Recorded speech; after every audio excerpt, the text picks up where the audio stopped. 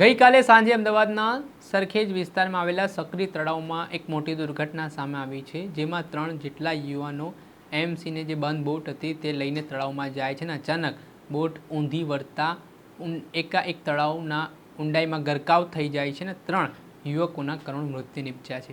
આ ઘટનાથી પરિવારજનોનો આક્રોશ જોવા મળ્યો હતો. આ ઘટનાના પગલે સ્થાનિક ધારાસભ્ય સાથે જ પોલીસ અધિકારીઓ, ફાયર બ્રિગેડના જવાનો ઘટના સ્થળે દોડી આવ્યા હતા. ત્યારે શું ઘટનાને લઈને કહી રહ્યા છે ત્યાંના લોકો, વિગતે વાત કરીએ.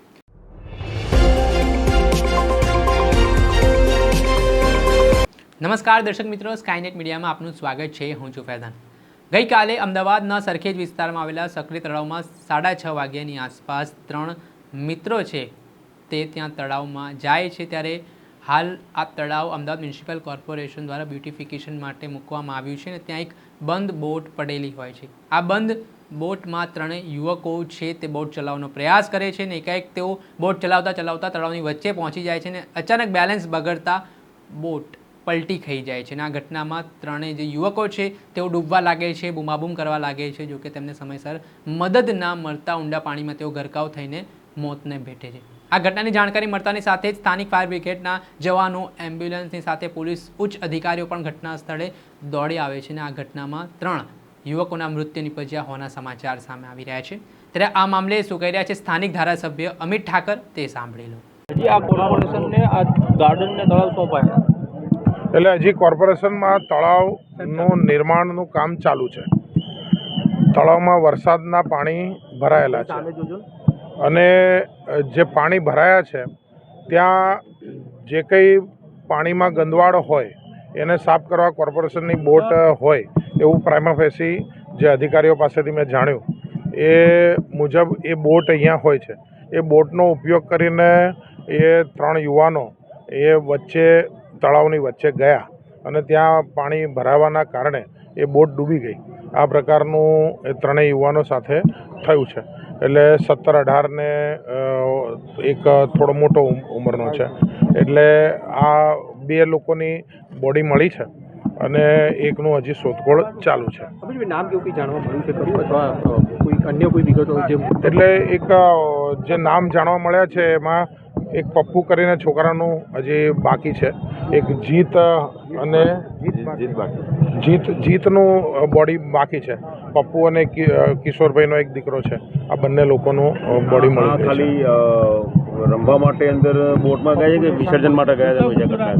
એટલે બેઝિકલી શું છે કે છે તો નિર્માણાધીન તળાવ. આની અંદર જે પ્રિકોશનની દ્રષ્ટિએ કોર્પોરેશન સ્વાભાવિક છે કે સાફ સફાઈ માટે નાનકડી બોટ એક ત્યાં રાખતા હોય છે, જે કચરો સાફ કરવા પૂરતું હોય કે વચ્ચે કંઈક જવા પૂરતું હોય.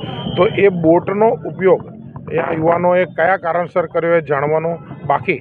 અને એ પાછળથી જ્યારે બી અત્યારે પૂરી પોલીસ અધિકારીઓ બી છે, કોર્પોરેશનના અધિકારીઓ બી છે, એ તપાસના આધારે જ વધારે ખબર પડશે કે કેમ એ લોકોએ આ બોટ 3 અંદર ગયા. પણ આમ જનરલી છે નાગરિક અને એમાં શું કામ ગયા પાછળથી જાણવા મળશે.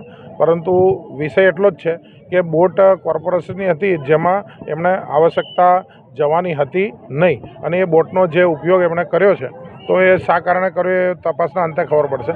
પરંતુ એ બોટના ઉપયોગના કારણે કદાચ એ બોટ ચલાવતા ના આવડી કે કેમ શું થયું અને બોટ વચ્ચે ગયા, પછી બોટ સાથે ડૂબી ગયા. એટલે બોટ બી ડૂબી જ ગઈ છે. એટલે બોટ ડૂબી છે અને બોટની સાથે એ 3 યુવાનો ત્યાં ડૂબ્યા છે. ઓકે. આપણે સાંભળ્યા હતા સ્થાનિક ધારાસભ્ય અમિત ઠાકર. તેમણે સમગ્ર ઘટનાને લઈને માહિતી આપી છે. હાલ આ જે તળાવ છે તે બ્યુટિફિકેશન અંતર્ગત કામગીરી તેની ચાલી રહી છે, પરંતુ જે બોટ બંધ હાલતમાં મળી છે તેમાં આ યુવાનો છે તે બેઠા હતા અને અચાનક આ બોટ ઊંધી વળી હતી. ત્યારે આ મામલે ઝોન 7ના ડીસીપી શિવમ વર્મા પણ ઘટના સ્થળે દોડી આવ્યા હતા. તેમની પ્રાથમિક માહિતીમાં શું જાણકારી મળી રહી છે તે પણ સાંભળો.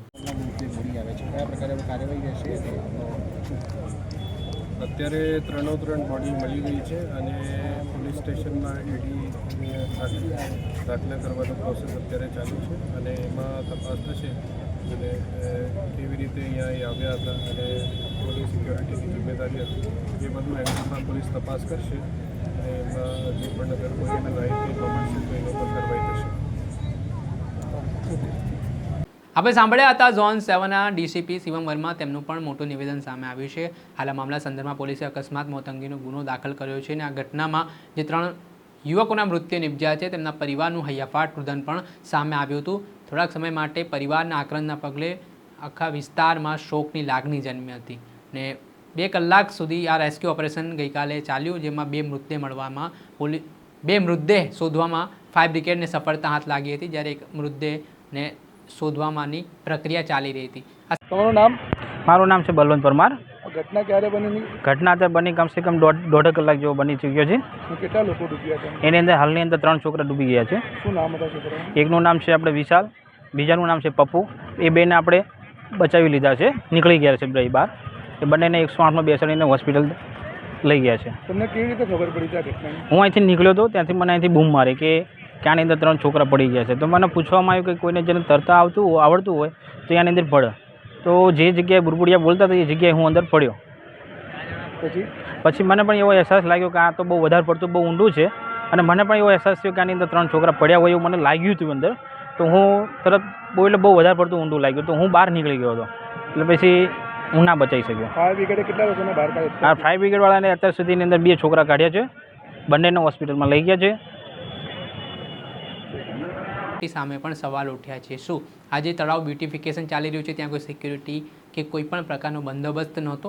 તેને લઈને પણ હાલ લોકો સવાલો ઉઠાવી રહ્યા છે. પરંતુ આ ઘટના સામે આવ્યા બાદ સરખેજ વિસ્તારમાં 3 બાળકોના મૃત્યુથી અનેક પ્રકારની ચર્ચાઓ વેગવાન બની છે. દર્શક મિત્રો, આવા જ નવા વિડીયો સાથે આપણે માહિતગાર કરતા રહીશું, એટલે સ્કાયનેટ મીડિયા જોતા રહો.